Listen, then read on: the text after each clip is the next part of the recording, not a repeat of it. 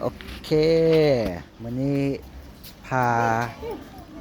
ไอ้บ่าวสองคนมาเบิงสวนสัตว์เนาะไปย่างไปพุ่นลูกอันนี้หนูหนูยักษ์คาบิวาร่านั่นเหรอคาบิวาร่าโอเคคาบิวาร่าว่าซั่นเลยอันนี้แมนหมูแคะญี่ปุ่นไปโอ้จิงโจ้นี่เนาะโจโจแต่มันอยู่โตอยู่น้ำมันจะแข็งแกร่งนั่นเหรอแม่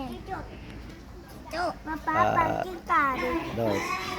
ทานอนของจิงโจ้เนาะทานอนจิงโจ้คนเลยมันคือโซดาจิงโจ้ขา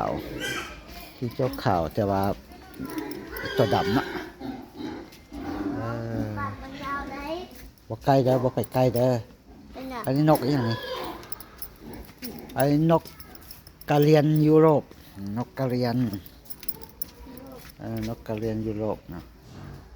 ป้าเดี๋ยวแม่นบ่กระต่ายบ่นี่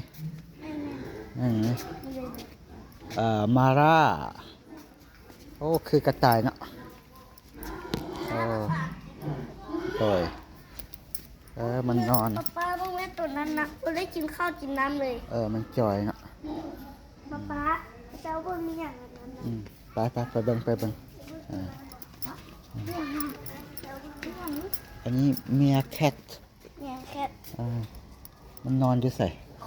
คนดังเคยเลี้ยงโอ้มันนอนอยู่ในพุ่น